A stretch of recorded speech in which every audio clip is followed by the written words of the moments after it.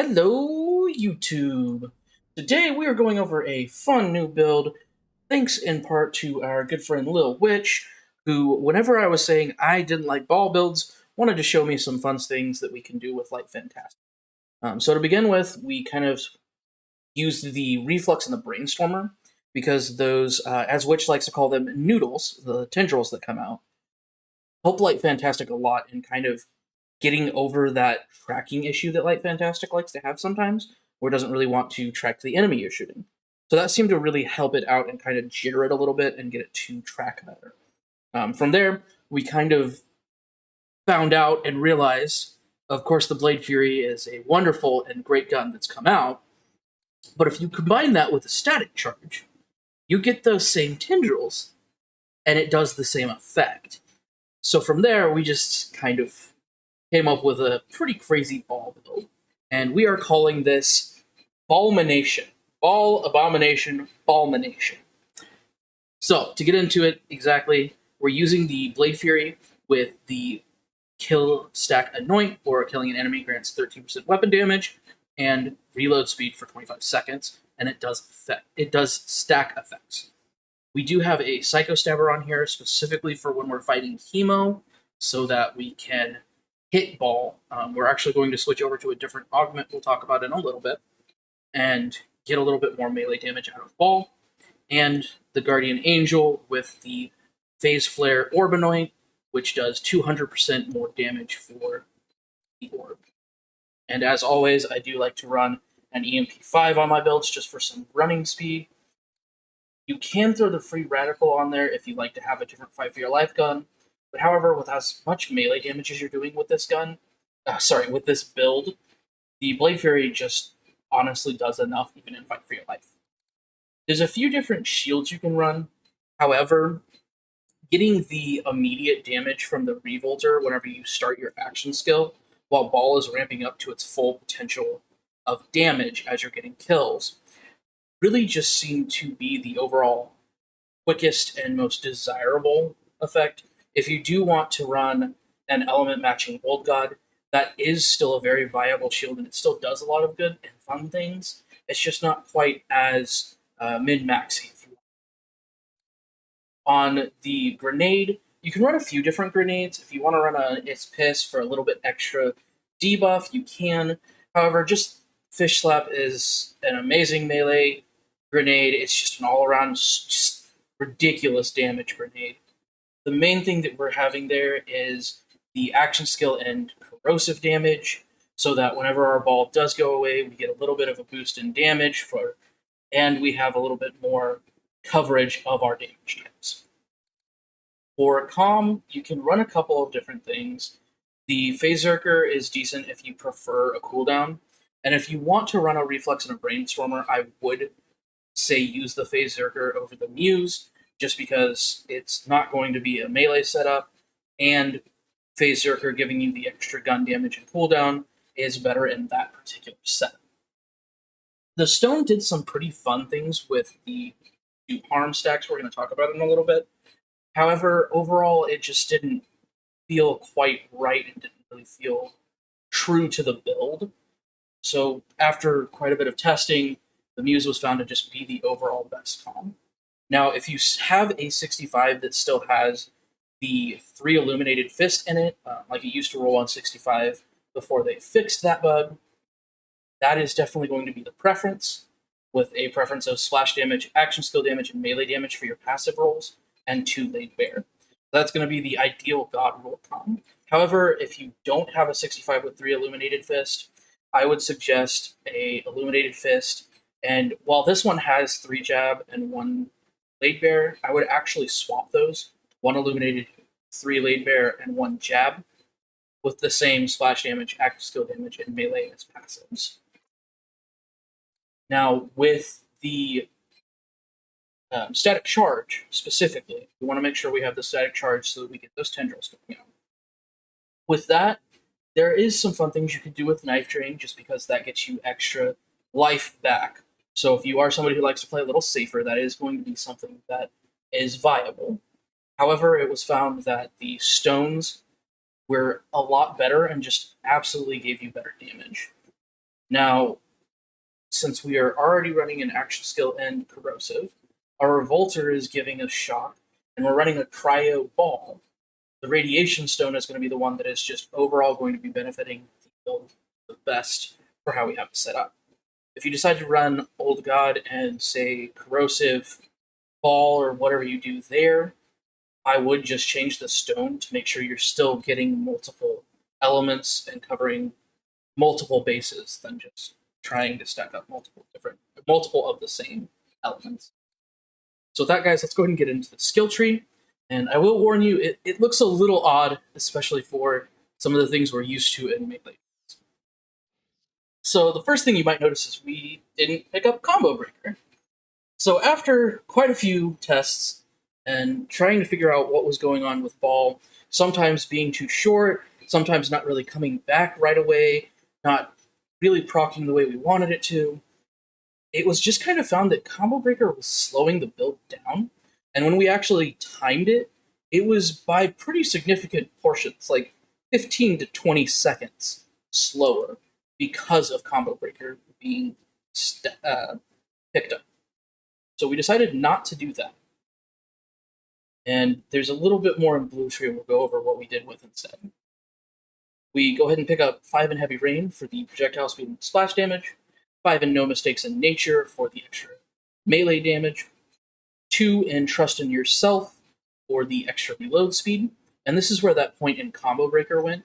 So we took out Combo Breaker, we were putting 1 in Trust in Yourself, but decided to put that into Trust in Yourself so we can get down the tree.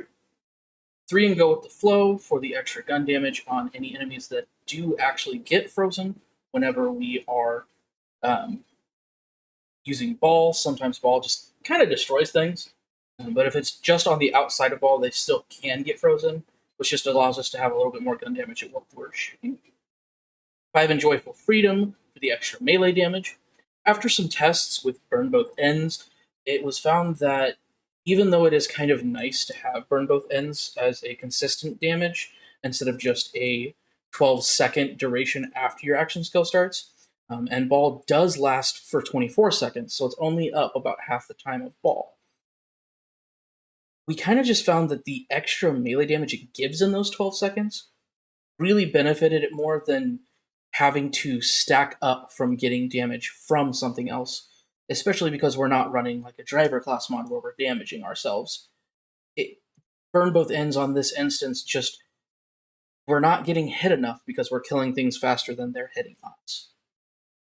We pick up 3 in Body and Mind for the splash damage, 2 in Atman for the extra skill damage, and of course picking up Clear the Mind so that any enemies that have an elemental resistance after we get a kill skill, we ignore that. That is only going to be for resistances though, so anything like the heavies and Malwan Takedown that are immune, those will not be affected, they will still be up. Let's go ahead and go over Green Tree next. So Green Tree, we pick 3 in Personal Space, and while this doesn't work with the melee portion of Blade Fury, it does do a decent amount of extra damage on the gun damage. And because we're using a masher, it has 4 shots, meaning that damage that it's boosting is also times 4 from there. So you're getting extra damage from your personal space because of the way that the Blade Fury works. If you don't know, the Blade Fury is both melee and gun damage. In Red Tree, we pick up 5 in Infusion so that whatever element we are using, cryo in this instance, we are getting extra damage based on that element for our gun. 3 in Steady Hands for the extra handling and accuracy. 2 in Anima so that we have a little bit extra duration and status effect damage. And now a lot of times you might see a 1 in 1 and pick up Wildfire. However, with how fast a lot of the enemies are dying, the chance for it to spread really didn't matter. And the extra status effect damage here isn't going to matter too much. However, in doing time tests and damage tests, it was just found that that 1 extra point really just worked better in Anima on a consistent basis compared to Wildfire. 5 in Tempest for the extra elemental damage and the extra shock damage. 1 in Illuminated Fist, and with our comm having 3 Illuminated Fists, that brings us up to 300% extra melee damage. We pick up 1 in Catharsis so that when an enemy dies, they do trigger an explosion. And because we're using area damage on our items, we're getting a little bit extra damage from that as well. 3 in indiscriminate for the ricochet chance, 1 in sustainment so that when we're shooting, we are getting lifesteal, and a lot of times this is going to be enough by itself, even just 1 point, to keep Amara up, even while taking quite a bit of damage. Alright, now let's get into Blue Tree, which is going to look a little odd. So, we found after quite a bit of testing that 1 in Restless was actually faster than 4 or 5 in Restless. And that is mainly because of how Body and Mind works. So Body and Mind actually scales off of action skill damage, which, whenever we're getting a kill skill, is triggering our Expedite. So with Expedite being triggered quite often by Body and Mind, we found that it was actually quicker to just take 5 and do harm and boost our action skill damage 4.5% per stack of the stacks that you have whenever you start your action skill. So if you have 10 stacks whenever you start your action skill, that's 45% more damage for action skill damage. And because Body and Mind stacks off of action skill damage, you can kind of see how that loop really starts to increase your cooldown, increase your kill speed.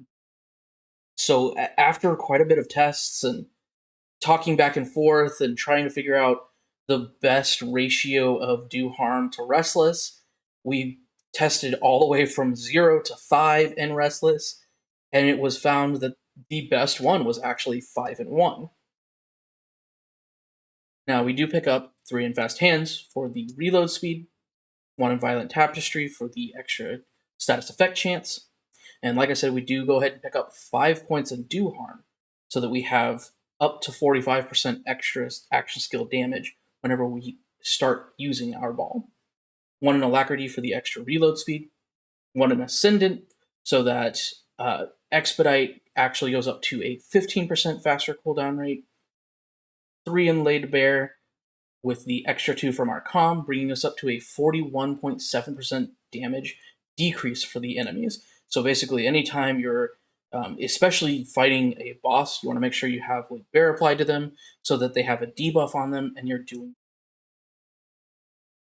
There were 2 points that we kind of threw around here and there, tried to figure out what to do with, and after actually putting it down on paper and timing runs to see what really worked the best in a speed sense, you could really notice a difference when you didn't have Wrath. So even though Blade Fury benefits more from melee, just the amount of gun damage that it does being increased from Wrath, those 2 points just benefited the most in Wrath. If you don't want to run that and you don't care about clear speed, I would take at least one of those points out. If you want to take both of them out, you can put them in Restless. You can put 1 in Rim if you want to have that, just because Rim does some pretty silly things. And if you want some more rush stacks, you could put them in Awakening for the effectiveness to be a little bit better on your dude. Now, Witch, is there anything you want to say about skill tree before we move on?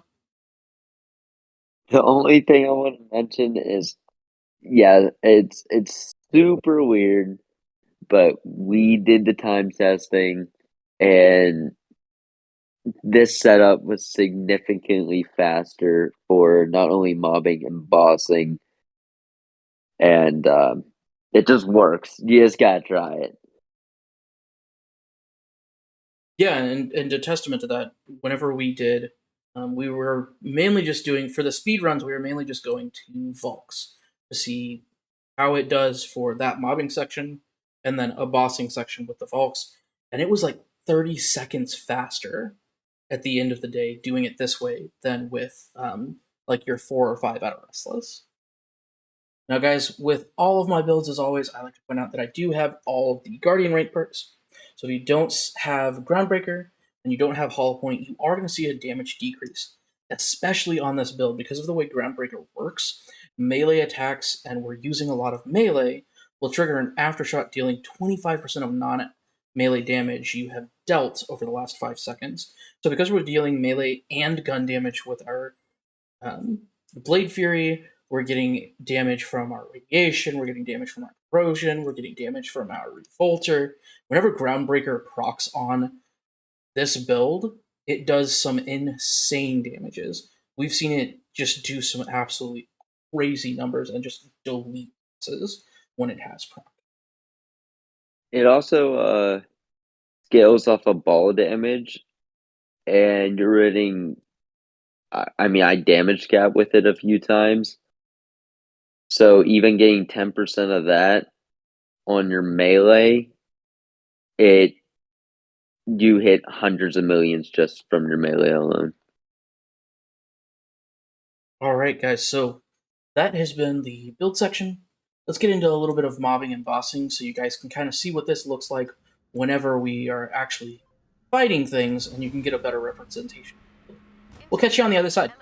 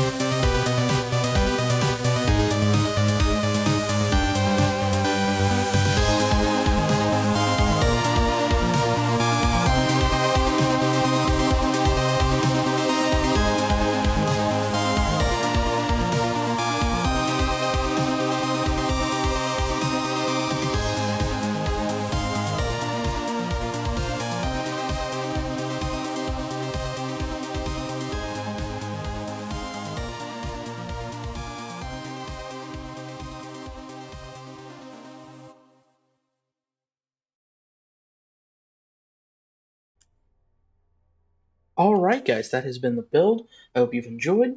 If you would like to get your hands on a file for this yourself, and you are a PC player, there will be a link to the Discord down below where you can pick it up in the save files section. And if you'd like to drop a follow for Witch, there will be a link to his Twitch down below, as well as the Discord name. really great guy and gave us some really great ideas. We had some great conversations talking about the different interactions for this build. Just all around wonderful person. Make sure you give them a follow. And if you have any other ideas you'd like me to take a look at, especially before Wonderlands comes out, wrapping up anything you might have questions about Borderlands, um, give me a comment down below. Don't forget to hit like on this video, it really helps out the community. And with that, guys, I've been your local sassy SwinLaw. Stay classy, Pandora.